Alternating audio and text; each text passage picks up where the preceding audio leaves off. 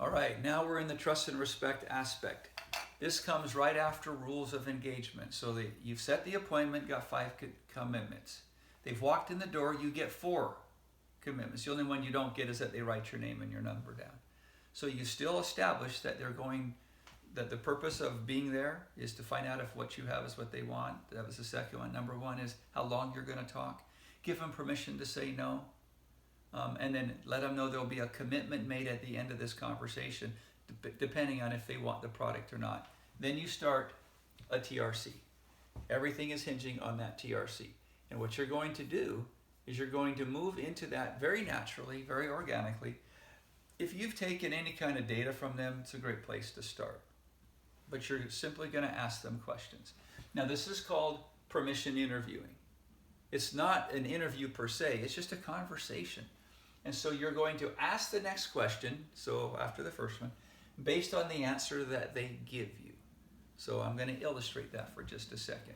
Remember, it's permission. So you're going to listen to my question here, and then the answer, and then I want you to think up of your own, what kind of question would you ask after this one? So if I were to say to you, so Mr. Smith, what is it that you do for a living? And let's say Mr. Smith says, well, I'm an engineer for Boeing and I work in the quality control department. What topics did you just get permission to talk about? I'm an engineer for Boeing. I work in the quality control department.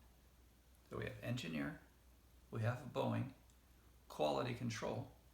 You can even talk about the department. What's that department like? So pick a topic and think of a question. In this particular one, I picked engineer. So I said, okay, well, when did you first realize you wanted to become an engineer? So the question I have for you listening is, did my question go horizontal, like the weather? Did it go vertical? Am I eliciting a story or feelings?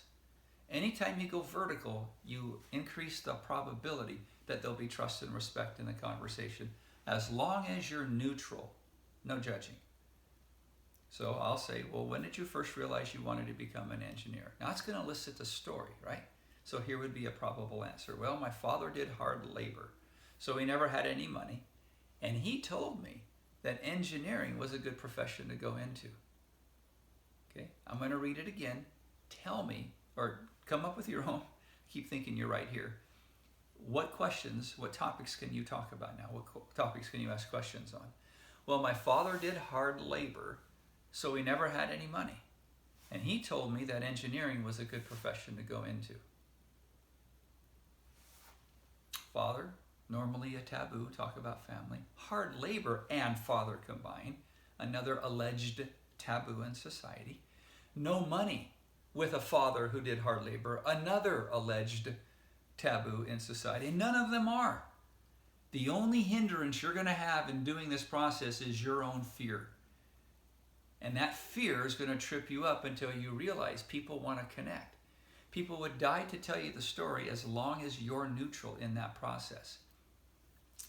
So I could talk about father, hard labor, no money, engineering, professions, etc. And then, again, what question would I ask about next? I chose father. What was your father like when you first had that discussion with him? Now I'm in a position to keep going. So no matter where he goes with it, or she, the prospect, I'm going to ask the next question for the next 5 to 6 minutes, maybe 7 or 8. It just depends on what happens. Everything is hinging on your ability to intuitively listen to their answers. How does it feel when they respond to you? Cognitively, pay attention. Are they open? Are they flowing on it? Are they reticent, hesitant, resistant? All of those are cues and clues as to whether or not you're going to be able to have trust and respect with them. All right. That's trust and respect.